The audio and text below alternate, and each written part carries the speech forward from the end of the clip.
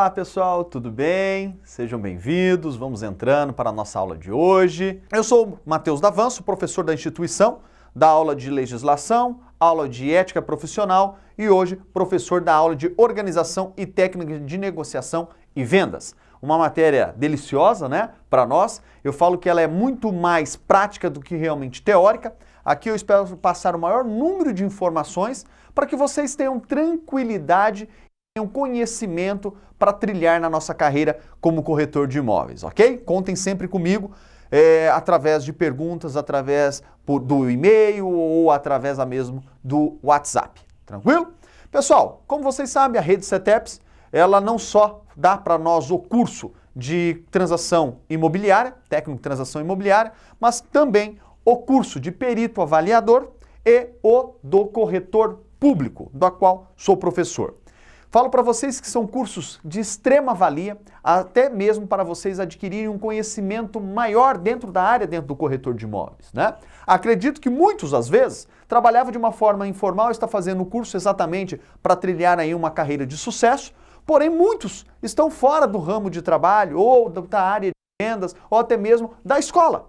Então, é interessante que você faça esses cursos como uma reciclagem, como uma atualização, até mesmo para que vocês tenham mais gabarito naquilo que vocês vão fazer, ok? Às vezes um cliente chama para você fazer uma avaliação do imóvel, só que você não tem um conhecimento realmente de uma avaliação, sabe? A técnica de venda.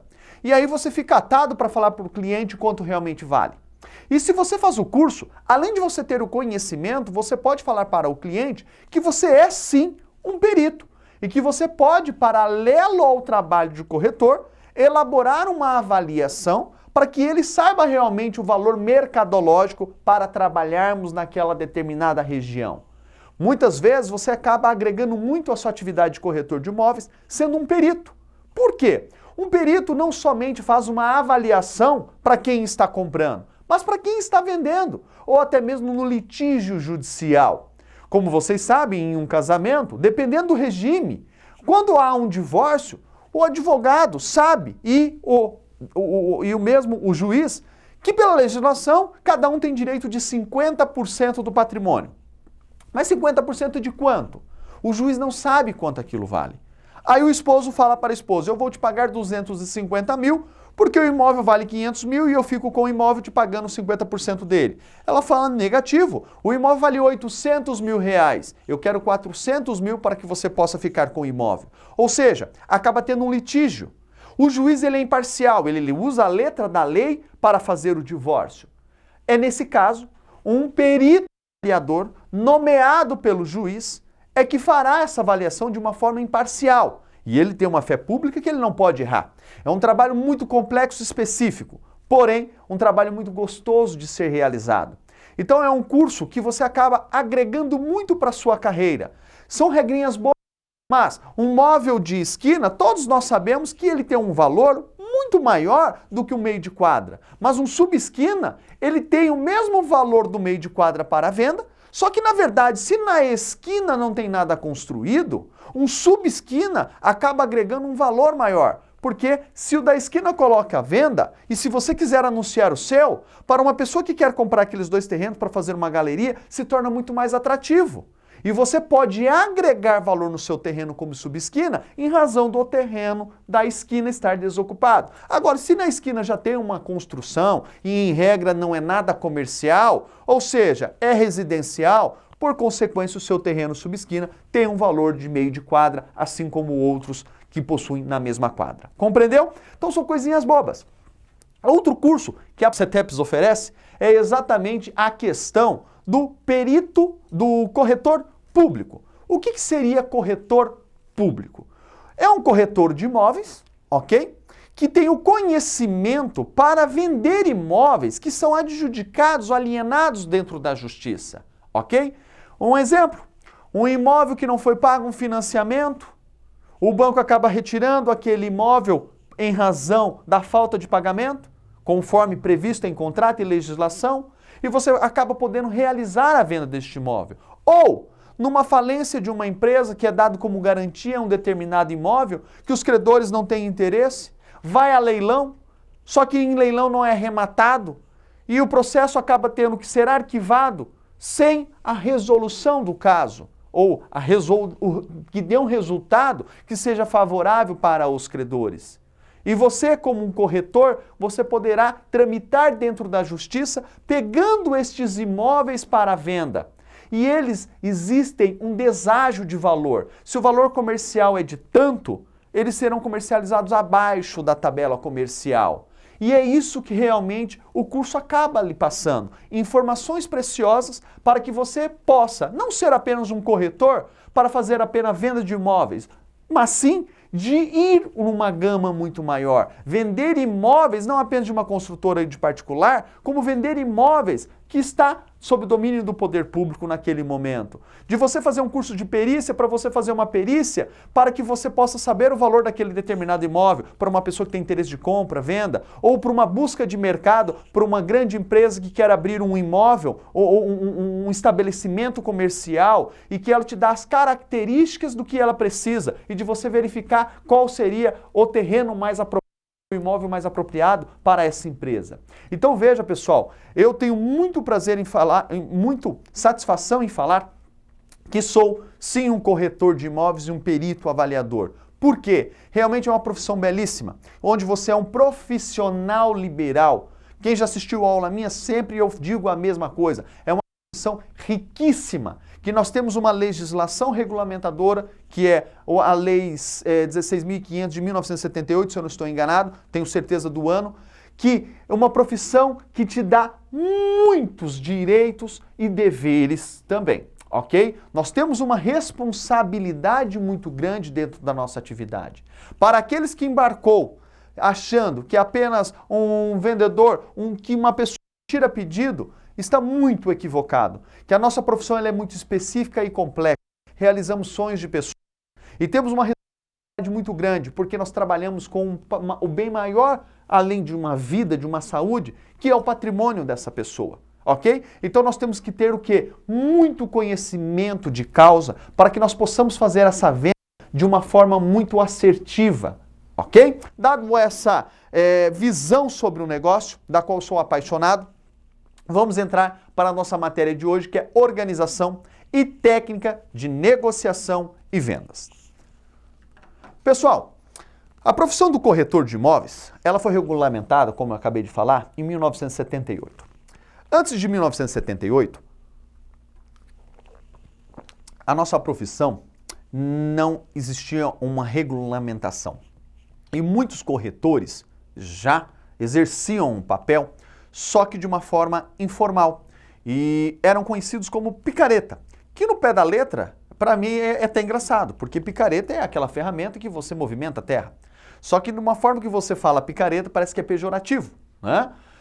Mas é uma profissão muito belíssima e muito antiga. Porém, em 1978, a nossa profissão foi regulamentada, onde nós passamos a ter direitos a honorários. O que significa isso? Através de uma prestação de serviço de intermediação entre compra e venda, nós temos o direito de receber os nossos honorários através de uma tabela de honorários que é feita e debatida pelo sindicato e homologada pelo nosso Cresce, ok? E o que acontece? A nossa profissão vem em um desenvolvimento muito grande e a nossa responsabilidade cada vez é maior, porque nós podemos lesar pessoas leigas que não têm entendimento do negócio, ok? Tanto que nos países de primeiro mundo, é natural que tenham dois corretores de imóveis, um para representar o comprador e um vendedor, assim como em uma ação judicial há a necessidade de um advogado de cada lado da parte, para realmente defender o interesse de seu cliente. Imagine vocês que é muito comum, se quisermos, lesar uma pessoa que não tem conhecimento com a venda de um imóvel com um pagamento futuro, prometendo para ela através de um contrato mal elaborado, sem garantias, e no momento do registro fala que o pagamento daquele imóvel está sendo feito de uma forma à vista. Para o registro do cartório, para o ato do registro, ele quer apenas as certidões do vendedor, que são muito mais complexas, né? Onde a certidão de débito municipal, estadual, federal, ações trabalhistas, certidões de débito do imóvel, E você sabe que se o cliente, o vendedor, não reside no mesmo domicílio do imóvel, ou seja, se ele não mora em Campo Grande e está vendendo um imóvel de Campo Grande, também é necessário a documentação do estado ou da cidade em que ele reside. Se for no caso de São Paulo, são as mesmas certidões de Campo Grande e do estado de São Paulo, ok? Para o comprador, basta apenas a certidão de casamento, caso seja casado, cópia do documento pessoal e comprovante de residência. Porque ele, como comprador, não tem que provar se ele está fazendo uma fraude contra o credor, vendendo ou desfazendo de um imóvel, ok? Então a nossa responsabilidade é muito grande. E para o cartório, se as certidões foram todas negativas, e se você fez uma promessa de pagamento futuro, passando não somente a posse, mas a propriedade deste imóvel para o cliente, ou seja, como ele vai reaver esse imóvel de volta? Às vezes até consegue através da justiça. Porém, a justiça, infelizmente, ela é morosa. E você pode acabar com o patrimônio de uma pessoa. Às vezes o único patrimônio que ela tinha. Então, pessoal, é uma profissão que nós temos que ter um certo carinho, tá? E eu tenho muito carinho e admiração pela nossa profissão. Por quê? Se nós quisermos vender um imóvel de 5 milhões, nós não precisamos fazer a compra deste imóvel para poder vender e aferir um lucro em cima disso daí. Somos um prestador de serviço que a pessoa apenas passa para nós o imóvel através de um contrato particular, né, aonde eu vou prestar serviço e tendo êxito terei a minha comissão garantida.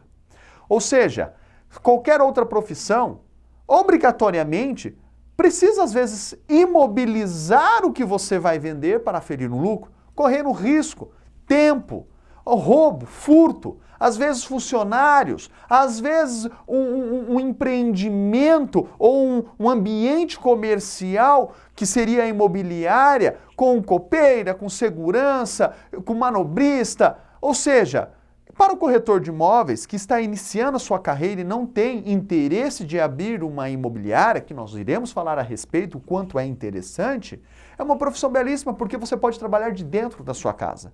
Tendo apenas uma internet, um computador, uma impressora e um celular. Por quê? Através disso ele consegue fazer o que as reuniões no próprio imóvel que a pessoa tem interesse. Ele consegue fazer com que a pessoa tenha interesse que se encontre no cartório após ele feito toda a correria de pegar a documentação e enviar por e-mail do corretor e até o cliente. Então a segunda reunião pode ocorrer exatamente ou no escritório de advocacia para que seja feito um instrumento particular entre comprador e vendedor, se a venda for muito específica, cheio de detalhes, ok? Terceira reunião, ou até mesmo a segunda reunião, se for algo relativamente simples, direto no cartório, aonde você já entregou toda a documentação, já foi batido o contrato para ser assinada essa escritura. Então veja que é uma profissão muito belíssima. E se você quiser fazer parceria, o seu colega que também é corretor de imóveis, ele é um profissional liberal.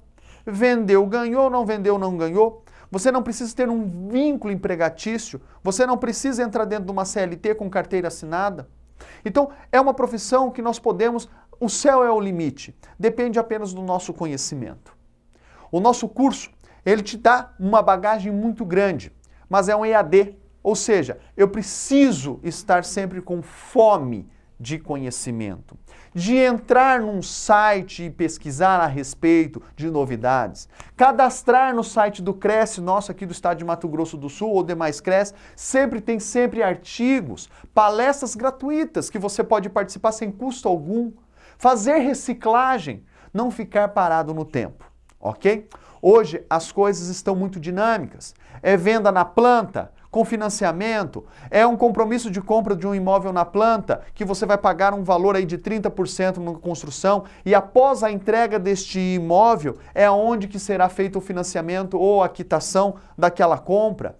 Demonstrar para o cliente o risco de comprar um imóvel na planta do que um imóvel já pronto. Conhecer o score da construtora, verificar para o cliente que está à procura realmente se é uma construtora confiável. Mostrar para ele que se ele assinar hoje um contrato de financiamento, ele já está assumindo uma responsabilidade onde ele vai pagar uma taxa exatamente pelo seguro da obra, porém já está prefixada os juros que ele vai pagar efetivo.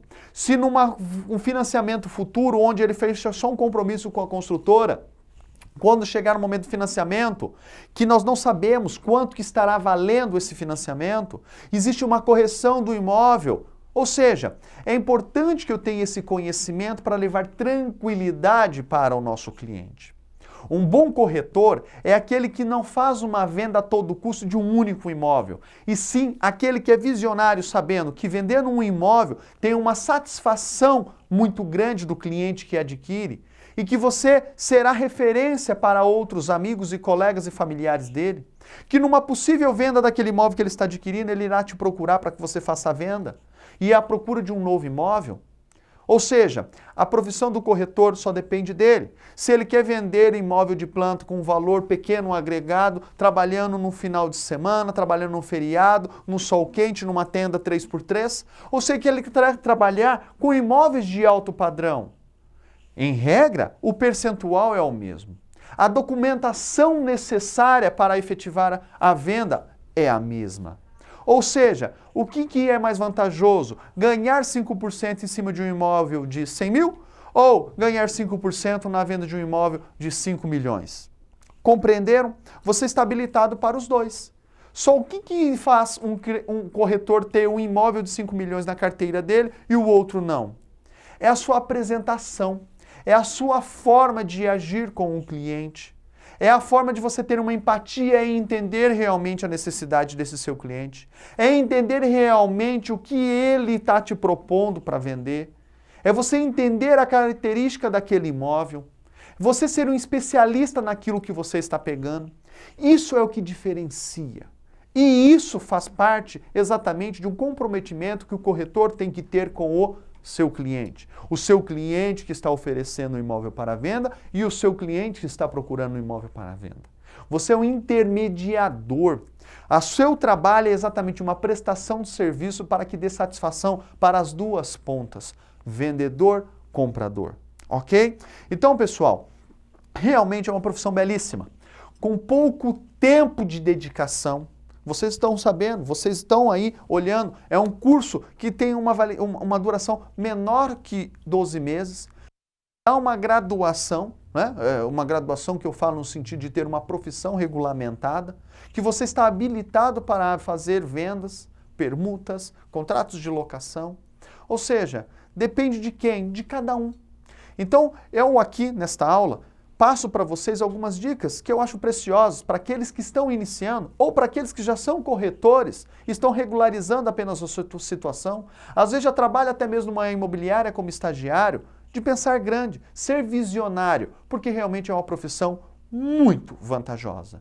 Poxa, bem agora no momento em que eu estou fazendo o curso, acontece toda essa questão de pandemia e etc., que faz com que o custo das pessoas mudem, desemprego, o uso do FGTS, a reserva financeira que tinha para adquirir um imóvel. Mas calma, isso é um ciclo. E isso daí não é a primeira e nem será a última e nem será a maior crise que o país já passou. Só que existem pessoas organizadas e planejadas financeiramente que farão belíssimos negócios agora. É o momento de estarmos prontos exatamente para entender o mercado, de ser justo com as pessoas. Tem pessoas que infelizmente terá que desfazer de um patrimônio e tem pessoas interessadas em adquirir um patrimônio, porque é um momento de fazer bons negócios. Então o que acontece, pessoal? Existe aquele jargão, enquanto alguns choram, outros vendem lenços. E é exatamente isso, porque daqui a pouquinho, passando essa recessão que nós vamos passar, virá o quê? O crescimento. Virá exatamente os bancos precisando fazer com que a roda gire. E é onde tudo começa novamente em um ciclo. Então, pessoal, e outro, se a pessoa não pode agora comprar um imóvel, ela precisa alugar. Quem que vai alugar? O corretor de imóveis. Então, a nossa profissão não existe essa questão. E agora? Basta você entender. E agora teremos várias ações, várias demandas judiciais. Se você tiver conhecimento do corretor público, é o momento de você entrar dentro de uma seara que terá muita oportunidade. Se você é um perito, é o momento que você vai fazer muitas avaliações para quem? Para o juiz. No momento que tiver um crescimento, é o momento que você vai fazer uma avaliação para os bancos. Abro aqui um parênteses muito interessante para vocês. Olhem só que interessante isso daí. Antes da nossa profissão ser regulamentada, o que acontecia? Quem fazia a avaliação para os bancos eram os engenheiros e arquitetos, assim como é até hoje, ok? Porque o banco começou a ter perdas financeiras. Em que sentido? Duas pessoas simulavam uma compra e uma venda de um patrimônio de 1 milhão, quando na verdade aquele imóvel valia 200 mil. Eles davam uma entrada, o banco liberava ali a diferença desse 1 milhão, e as duas pessoas sumiam. Só que o banco tinha a garantia do imóvel. Só que quando ela jogava o imóvel a leilão ou à venda, ela viu que o valor era bem inferior ao valor que ela havia emprestado. Então ela falou assim, eu preciso de alguém que tenha conhecimento e fé pública e que responda para isso, fazendo uma avaliação mercadológica para que eu possa fazer o empréstimo e no momento em que ela não possa honrar com o empréstimo, eu possa retomar esse imóvel e assim suprindo todo o valor dado através de uma venda. Por isso que todos os bancos liberam um valor inferior ao valor total do imóvel, porque no momento que ocorrer isso, ela pode adjudicar o bem para ela, que já é possível, nem entrando com uma ação judicial diretamente no cartório, que é objeto nosso de uma outra aula de legislação, e ela pode vender por um valor abaixo do valor de mercado, mas com o valor que ela liberou, com o valor que ela adquiriu de entrada e algumas parcelas pagas, ela não fica no prejuízo. Muito bem. Quando a nossa profissão foi regulamentada, em 1978, teve um aditivo falando que era exclusivo para o engenheiro e arquiteto fazer as avaliações para o banco. E nisso, o corretor de imóveis ficou de lado.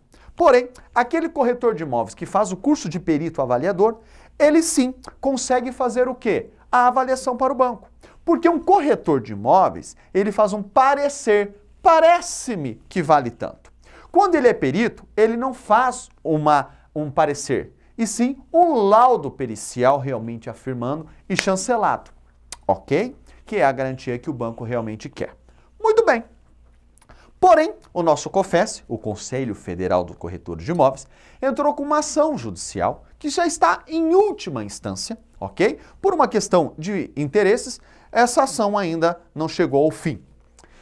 O que ela discute? E se tiver engenheiros e arquitetos aqui na sala, eu espero que compreenda muito bem o que eu estou falando. É notório o conhecimento de vocês, às vezes até maior que de muitos corretores de imóveis, ok? O conhecimento quanto ao valor mercadológico deste imóvel. Não tenha dúvida. Mas pensem junto comigo. Se eu for construir uma mesma casa dentro de um condomínio de alto luxo, e do lado do muro, um bairro, eu construo a mesma casa, mesma metragem, mesmo solo, ou seja, mesmo projeto. Com certeza, irá o mesmo número de bolsa de cimento, milhares de tijolo, quantidade de ferragem, massa corrida, pintura e assim por diante. Lógico que os valores de prestação de serviço são diferentes, até mesmo por uma questão de trabalho, ele tem que cumprir com os horários diferenciados, aumentando a carga horária de todo mundo. Ok? Mas o valor de custo dessa obra construída, idêntica fora de um condomínio e dentro de um condomínio, é o mesmo. Mas o valor mercadológico é o mesmo? Com certeza não. Então o que o COFES falou? Falou, olha, quem tem que fazer a avaliação para os bancos não é o engenheiro e arquiteto, e sim o corretor de imóveis. Porque o corretor de imóveis, ele trabalha exatamente com a venda deste imóvel. Ou seja, para o banco ele quer saber o valor mercadológico. Se o imóvel vai apresentar defeitos, fissuras, rachaduras, problema estrutural, isso é responsabilidade do engenheiro que responde durante 20 anos dentro do projeto. Então o que eu quero dizer isso para vocês? Que realmente quem sabe o valor mercadológico é o corretor que está no dia a dia na demanda de procura, de imóvel, de exatamente fazer vendas na região. E o engenheiro, ele tem o custo de obra e responsabilidade. Como disse, é lógico que ele tem conhecimento. Mas como vocês, engenheiros e arquitetos, estão na sala tirando o Cresce, para vocês pouco mudam, né? Mas para demonstrar como a nossa carreira profissional vem aumentando. Como a nossa carreira profissional está em expansão. Ou seja, ser corretor de imóveis hoje é a profissão do século. A profissão hoje do século são prestadores de serviço. E nada mais é do que nós, corretores de imóveis, que um curso técnico nos habilita a ganhar o quanto quiser. Dentro disso, falo para vocês que garanto que se nós estivéssemos aqui na aula, muitos falariam eu nesse momento. Porque eu iria fazer a seguinte pergunta. Quem aqui está fazendo o curso para ser corretor de imóveis para realizar vendas? Todo mundo, acredito eu que 100%. Alguns talvez já estariam levantando a mão para falar, não, isso tudo que você falou, professor, eu já tinha na minha cabeça e na minha mente, muito antes de você falar, de me se tornar um perito. Mas eu garanto que poucos aqui levantariam a mão para trabalhar com locação de imóvel. Só que locação de imóvel é algo muito interessante, tá? Eu mesmo sempre atuei muito com carteira de locação, poucas vendas, tá? E o que acontece? Se você é um corretor trabalhando com um grupo seleto de imóveis de locação, para números redondos, um corretor hoje com uma secretária e com um motoboy, meio período, para fazer exatamente recolher um documento, colher uma assinatura, fazer uma vistoria, uma entrega de uma chave, você toca muito bem um número até expressivo de imóveis. E você ficando exatamente ali, renovação, distrato, contratos novos, a sua secretária com ligação, solicitando documentação, agendando visitas, você toca muito bem. Imagina que você tem lá 200 imóveis. Cada imóvel é alugado a R$1.000. Então é uma carteira de 200 milhões de imóveis. A 10%, ou seja, são R$20.000. Pagando o aluguel, pagando os seus funcionários e os impostos devidos, te sobra um valor que às vezes mantém o seu padrão de vida. E qualquer venda realizada é um plus. Ou seja, é o momento exatamente de a gente agariar sonhos maiores. Uma imobiliária maior, um carro melhor, começar exatamente a construir o nosso patrimônio para gozar disso numa terceira idade. Porque nós, como profissionais liberais, nós sabemos que nós não temos garantias também. Então nós temos que ter o quê? Uma organização para construir tudo isso ao longo do tempo, para gozar. Porque hoje, o maior começa a ser estudado que um grande problema hoje para a população humana é a longevidade. Hoje as pessoas param de trabalhar aí aos seus 60, 65 anos em razão de uma força laboral, só que ela vive pelo IBGE até os seus 77 anos. Ou seja, você teria no mínimo mais 17 anos de sobrevida. Vivendo do quê? E aqui eu falo com muita propriedade que tem muitos corretores de imóveis que ganham fortunas, melhoram o padrão de vida, só que realmente ele é muito volátil. E ao mesmo tempo que ele adquire, ele vende, ele está endividado. Então, quando você trabalha com uma locação, é legal que você tem um custo fixo, mas você tem uma receita fixa. Mas professor, 200 imóveis, você não tem 200 imóveis alugados? Não, e que bom que não. Porque todo mês tem um giro. Aquele imóvel que eu alugo, eu tenho direito do primeiro aluguel. Então, além dos 10%, todo mês eu estou recebendo um aluguel cheio de um determinado imóvel. E no mês seguinte está desocupando, e no outro mês está alugando. Então é uma carteira que você tem muito trabalho, não tenha dúvida. Realizar uma venda, imagina você acorda num dia maravilhoso, a pessoa vai lá ver o imóvel está livre e desembaraçado, o pagamento é à vista, não tem parceiro vendendo, apenas você sozinho, e você ganha 5%. Para um imóvel alugado, você ganha o primeiro aluguel e 10% de um valor de um aluguel, que em regra o aluguel hoje anda na faixa de 0,5% do valor do imóvel. Ou seja, para você ganhar o mesmo valor de um imóvel, do mesmo imóvel de venda, ou seja, demora muitos anos. Exemplo, imóvel de 700 mil reais, 5%, 35 mil. Isso é a sua comissão para uma venda. Se você aluga esse imóvel de 700 mil, o aluguel é 3.500, em regra. Você vai ganhar 3.500. Ok? 3.500, exato. Ou seja, 35 para 3.500. Depois você vai passar a ganhar R$350 por mês. Ou seja, para atingir 35 mil foram muitos anos. Só que foi algo que no momento qualquer que possa passar, você tem aquela garantia. Mas, pessoal, locação de imóvel também não é algo relativamente simples. Você tem que ter muito conhecimento. Porque tem pessoas que não faz e esquece de um direito de preferência, vende para um terceiro com um valor abaixo oferecido para o inquilino, registra por um valor abaixo e o inquilino, se ele tiver conhecimento, ele deposita em juízo aquele valor que foi registrado e ele pede um imóvel para ele. Exemplo, um imóvel está sendo vendido a 1 milhão, oferece para o inquilino a 1 milhão. O inquilino não tem interesse. Vende para uma pessoa por 800 mil, só que para registro eles registram por 500 mil, o que não pode, o que é ilegal, por em questão várias. Questão de recolhimento de imposto, Receita Federal e assim por diante.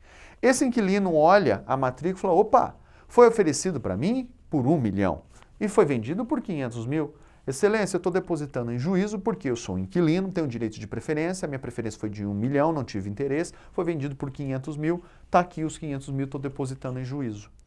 Ou seja, o juiz, ele vai ver e verificar que de fato tem razão. Vai pegar os 500 mil e devolver para esse comprador. Só que esse comprador vai ficar louco, vai falar, eu não paguei 500 mil, eu paguei 800 mil. Ah, é? E por que registrou por 500 mil? Venha vendedor, venha comprador, venha corretor do imóvel. Já teve uma aula presencial que eu dei, que um aluno levantou a mão e falou, professor, isso que aconteceu exatamente comigo. Eu, na verdade, representava o comprador, teve um outro corretor que representava realmente o vendedor, e eu só apresentei o comprador. Só que aconteceu exatamente essa situação, fui chamado para a justiça, dar meu depoimento, falei realmente, só que eu participei da escritura e tudo mais, ou seja, bloqueou meus bens, exatamente para entender se estava ocorrendo uma lavagem de dinheiro. Bens, conta corrente, poupança, veículos, tudo ficou blindado. Ele falou que quem estava pagando as contas dele era exatamente o pai e a mãe. Por quê? Porque todo o patrimônio dele ficou comprometido. Então veja, pessoal, que nós temos que ter muito conhecimento do que a gente está fazendo. Além de um contrato muito bem elaborado, vem a questão das garantias. Ah, vou pegar uma caução de 3 meses. Poxa, aí você não obriga a pessoa a fazer um seguro do imóvel contra incêndio, pega fogo no imóvel. Você não tem uma garantia de um fiador, você não tem a garantia de um imóvel, você tem 3 cauções. Lógico que você pode entrar com uma ação judicial contra a pessoa, só que essa pessoa não tem um imóvel no nome dela, não tem um carro no nome dela, não tem R$1 na conta dela. Ou seja, o proprietário do imóvel simplesmente ficou sem o imóvel, ele vai entrar com uma ação, vai ganhar, mas é o famoso ganha, mas não leva. E às vezes você, como corretor de imóveis que ele contratou, pagou o primeiro aluguel, pagava 10% da administração do contrato. Será que ele não pode entrar com uma ação contra você? Falando exatamente, eu contratei para não ter problema. E você fez um contrato extremamente mal feito, com uma garantia que não era tão sólida? Será que não seria o caso de você passar o perfil para o cliente e falar, ele quer fazer por caução? Você me autoriza? Ah, eu autorizo. Aí imagina no seu contrato de prestação de serviço com ele, você diz que você vai fazer toda a administração da melhor forma possível, o fiel cumprimento do contrato. No contrato dizia que tinha que fazer um seguro de incêndio. O inquilino não faz e você não cobra, pega fogo no imóvel. Será que esse proprietário não pode entrar com uma ação além do inquilino contra você, corretor de imóveis? Porque você falou que ia administrar o imóvel da melhor forma possível, assim como o contrato. No contrato dizia que ele tinha que fazer um seguro de incêndio sob pena de rescindir o contrato. Você não exigiu, ele não contratou. Será que você, como corretor de imóveis, não terá o dever de indenizar o seu cliente? Então, assim como na venda, a locação é uma profissão belíssima. Mas tem várias responsabilidades, deveres, obrigações, ok? E isso daí, pessoal, é um curso que nós estamos fazendo aqui com o CETEPS, que exatamente a gente pensa em fazer como uma atualização, que é exatamente a respeito do contrato de locação, ok? Mas na aula de legislação vocês vão ter um conhecimento maior. Estou jogando bastante informações para vocês, né? Realmente algo que talvez vocês não esperariam dentro desta aula de organização, mas eu gosto de dar essa injeção de ânimo de vocês para demonstrar que é uma profissão que nós podemos tudo. Só basta exatamente bunda na cadeira e fazer leituras de livros, entrar em sites, se atualizar com vídeos no YouTube, entrar na nossa plataforma, que ela é muito rica de material, de apostila, de questionamentos, de fórum, exatamente para tirar todas essas dúvidas. Ok? Pessoal, explicado tudo isso daí, acho que temos que agora entrar no slide, que é realmente onde estará as respostas do caderno de resposta, do fórum, da avaliação presencial. Muito bem, pessoal. Organização e técnica de negociação e vendas. É a nossa matéria de hoje. E eu inicio ela exatamente com o primeiro slide. É a análise, planejamento e implementação de controle de forças de venda. Por força de lei, o corretor de imóveis é o profissional responsável pela operacionalização das vendas, demonstrando os imóveis a clientes e fechando uma transação. Nós precisamos ter o quê? Uma organização interna. Significa a ordenação, a ação das partes de um todo, a partir de um conjunto de normas para esse fim estabelecido. Em administração, sistema significa qualquer entidade composta de partes interrelacionadas, interdependentes e integrantes entre si, que desenvolve uma atividade ou uma função voltada para atingir um ou mais objetivos, propósitos, finalidade para a qual foi criado o sistema. Toda empresa, ela precisa necessariamente de recursos. E pessoal, aqui eu não estou falando para vocês apenas de uma imobiliária. Eu estou falando para você como pessoa física e corretor. É muito importante que você tenha uma organização pessoal e estrutural do seu negócio. O maior problema dos corretores de imóveis, adianto para vocês, por experiência própria e vivida exatamente com outros colegas, que é a questão da procrastinação. Amanhã eu faço. Amanhã eu vou aproveitar que saio para a rua e tiro foto daquele imóvel. Amanhã eu aproveito e tiro, passo no cartório. Eu tenho que ir naquele imóvel colocar uma placa.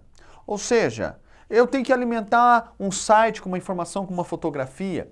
Essa procrastinação faz com que você deixe de vender, que você deixe de atender o seu cliente. O seu cliente lhe procurou exatamente para qual motivo? Para que você faça a divulgação daquele imóvel da melhor forma possível, para que o quanto antes ache um comprador e pela sua força de trabalho, conhecimento, habilidade, pelo seu interrelacionamento, você consiga realizar o mais breve possível a venda deste imóvel, para que eu seja satisfeito, para que o comprador seja satisfeito, para que você receba os seus honorários, ok? Então o que acontece? Mesmo que você vá trabalhar inicialmente da sua casa, que seja, é importante que eu tenha o quê? Um recurso físico ou material, um notebook, uma impressora, um cantinho da sala ou do quarto.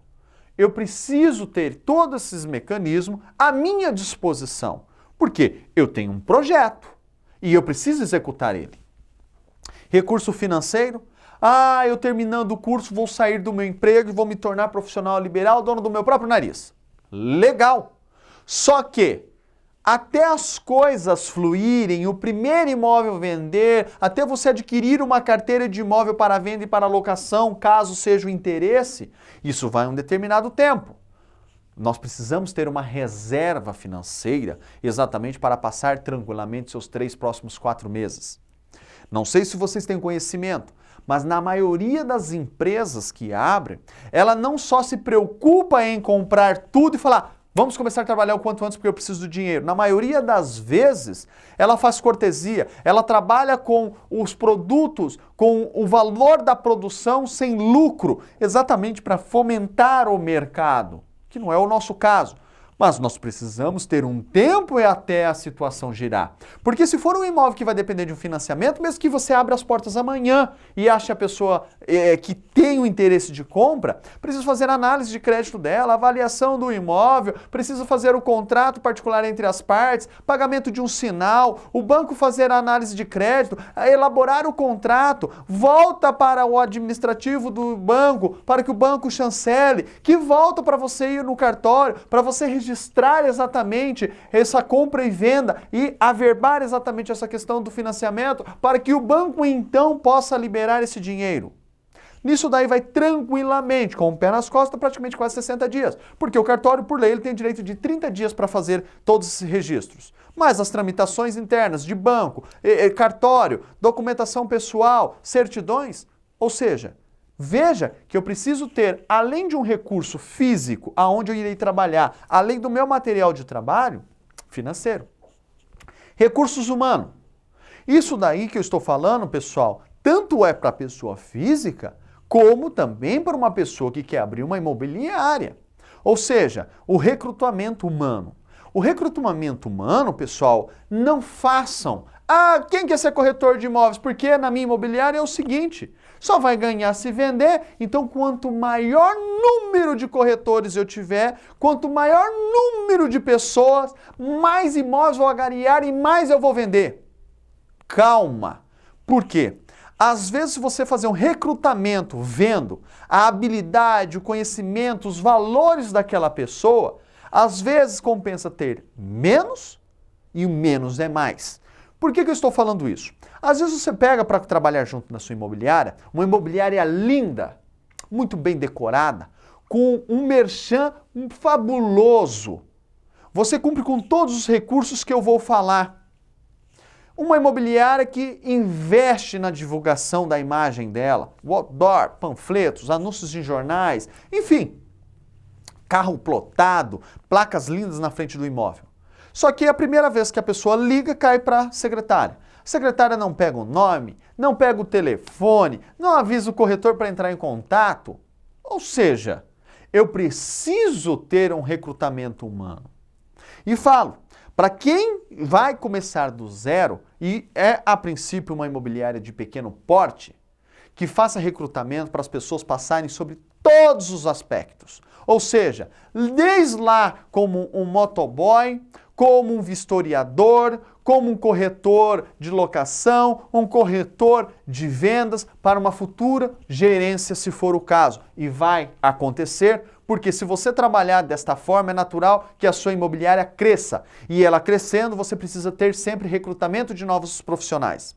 E nada melhor do que você ter um gerente que tem realmente o conhecimento da sua imobiliária para que ele possa ter um poder de mando com muita propriedade no que ele diz. Ah, mas não é possível fazer isso. É possível porque eu já fiz isso. Ah, hoje eu só vou conseguir fazer a avaliação deste imóvel porque no cartório eu vou ficar a tarde inteira. Eu já passei por isso. Eu sei como funcionam os nossos parceiros, banco, cartório. Ou seja, é possível sim. Vá primeiro, faça as fotografias, depois você vai. Ou seja, você tem a experiência. E caso esse funcionário falte, você sabe fazer a função dele. Então, por isso que é importante esse processo de crescimento de carreira dentro da sua própria imobiliária. Isso é uma organização, ok? Recurso mercadológico é estudo aonde eu quero trabalhar. Qual a região e bairro que eu quero trabalhar? Qual é o público que eu quero trabalhar? Qual é o padrão de imóvel que eu quero trabalhar? Qual é a demanda em alta? Porque eu conheço, em outras cidades e estados até mesmo, imobiliária que possuem duas imobiliárias com nomes distintos. Uma trabalhando com Minha Casa Minha Vida e outra trabalhando com imóvel de luxo. Logos totalmente diferenciados, até desde a xícara que se toma o café expresso são diferentes das imobiliárias. Para que haja o quê? Uma adequação de linguagem com esse público. Ok? E até mesmo uma questão de logística de região e que você está atendendo, por uma questão de agilidade, porque tempo é dinheiro. Recursos administrativos, uma gestão muito completa, com sistemas completos, que consiga compreender com emissão de boletos, entradas e saídas. Recursos informacionais, exatamente a empresa sempre estar o quê? Se atualizando, sempre estar a par de tudo o que está acontecendo internamente dentro da sua imobiliária, com reuniões periódicas, assim como externo. Que é exatamente entender as novas taxas de juros, as novas negociações que os bancos estão fazendo, a exatamente entender como está fluindo os financiamentos, percentual de entrada, ou seja, é eu entender como um todo. É muito importante, pessoal, que você trace um projeto no papel. Qual é o seu plano? Qual é o seu objetivo de crescimento desta imobiliária? Qual é o plano A? E no momento que eu precisar, qual é o plano B? Mas um plano B que, não deu certo, vamos para o plano B. Não, é o plano B para que eu volte a traçar no plano A. Faz muito tempo que eu ouvi isso daí e faz total sentido. Você imagine um piloto de um avião que sai de Campo Grande indo para Cuiabá. Ele muda no gráfico dele no percurso apenas meio grau. Em 1 metro é confortável. Em 100 metros é confortável. Em 1 quilômetro, 10 quilômetros. Só que, se ele não corrigir a rota de voo dele, ou seja, praticamente vai ser impossível ele chegar em Cuiabá. Ou ele tem que fazer o traço de rota dele. Só que esse traço de rota requer tempo, despesas, gasto, o atraso dele no aeroporto com perdas de voos futuros, ou seja, multa pelo pouso atrasado que existe, a ANAC aplica. Ou seja, então pessoal, esse grau que altera, isso daí chama-se procrastinação. O amanhã, o depois. Ah, eu vi que ele não fez direito, mas depois eu faço. Não, pessoal. A gente não pode correr esse risco na nossa atividade. Por quê? Nós temos aula de segunda, terça, sábado. Salas cheias. Estado inteiro. Ou seja, quantas pessoas, melhor dizendo, quantas 1000 pessoas entram num ano dentro da atividade como corretor de imóveis? O que faz diferenciar de um corretor para o outro é exatamente toda essa questão de conhecimento. Porque todos no final daqui 8, 6 meses terá habilitação. Mas o campo de trabalho vai depender exatamente de cada um, ok? Empresa é um conjunto de pessoas que harmonizam capital e trabalho na procura de lucros a serviço próprio e da comunidade em que está inserida.